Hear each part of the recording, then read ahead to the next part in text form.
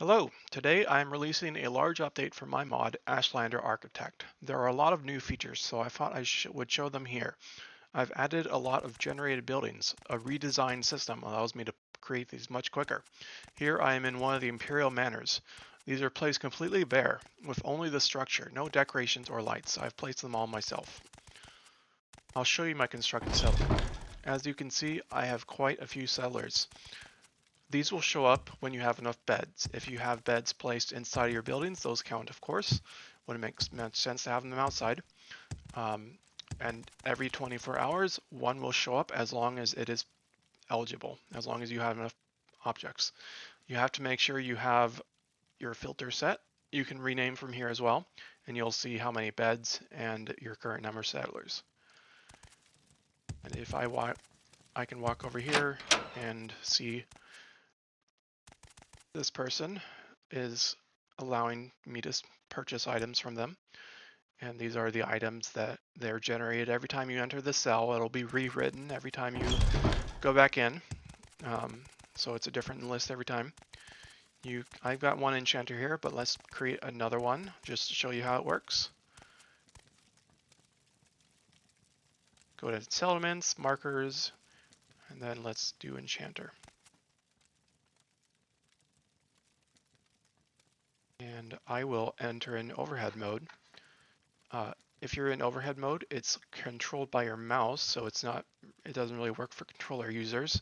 And you want to make sure to calibrate your mouse. If you move it to the top left and hit U, it'll reset it to that position.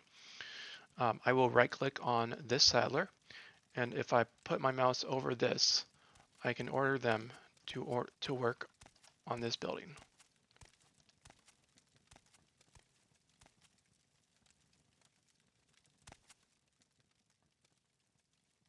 And okay. And now she is an enchanter. She will sell you scrolls and other objects, and then she'll enchant, and you can still do companion share with her.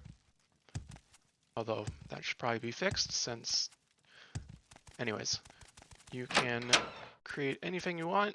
You can create clovers. They will sell you random clothing. The trader that I showed you earlier will allow you to purchase random items. I will enter into overhead mode again, and you can see some other people back here. If I right click on this guard tower, you'll see the kind of rare start wall building up here, and you can just hit O to start that. So careful. You just go as far as you'd like, and then click when you're done, and you can do escape to get back out. And I want to have an opening here still, so I'm going to put my mouse over it. I don't need to select it. And I will hit K to swap object for variant until it's the gate. All right, and now I would like to put down a structure. So go into prefab buildings, and there's Imperial Forts. These icons are a placeholder for now, unfortunately. And you can place whatever you like. You can do this shrine here is a pretty reasonable one. It says shrine, but you can use it for whatever you like that fits the building. And we'll just go in here and we'll see our building. And we can sneak and activate it and say that this is Miranda Shrine to rename it to be fitting to the settlement that we're in. And you'll see at the bottom right text for when you're inside of a settlement. That'll work inside as well. This is a fully generated building, but it's completely empty, so you can fill it with whatever you need to. It'll have multiple doors, and the other doors will also have the correct text when you look at them.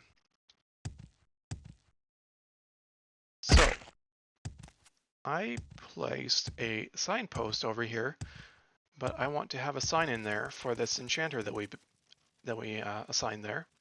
So I will go to previously. This was pretty difficult.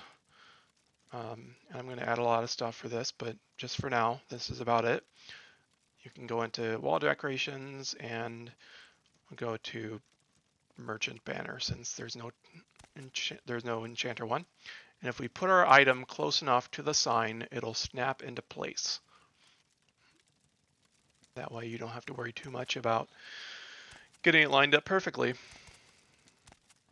And we can do something similar for the bars.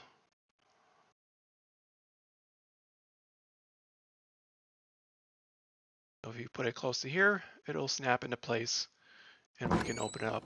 And just like that.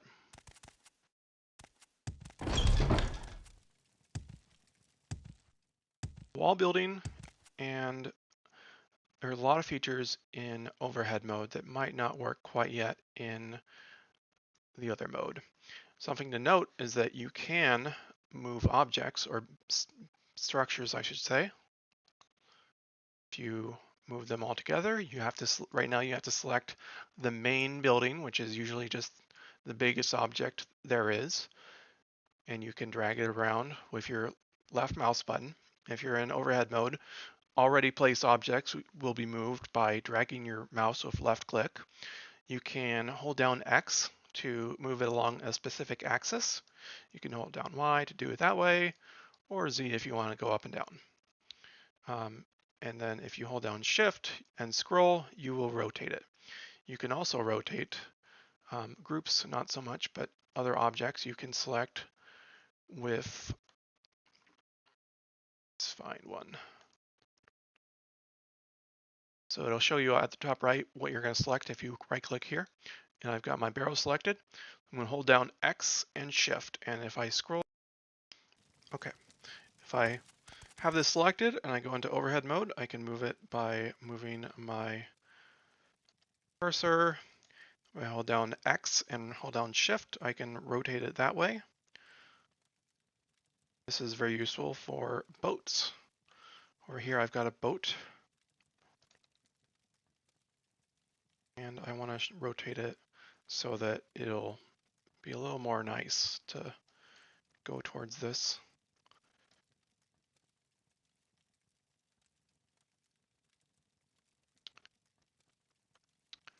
Some may need improvement, so just let me know what you think is most urgent. Just getting the list constructed, getting the categories a little organized. There's a lot of buildings you can build.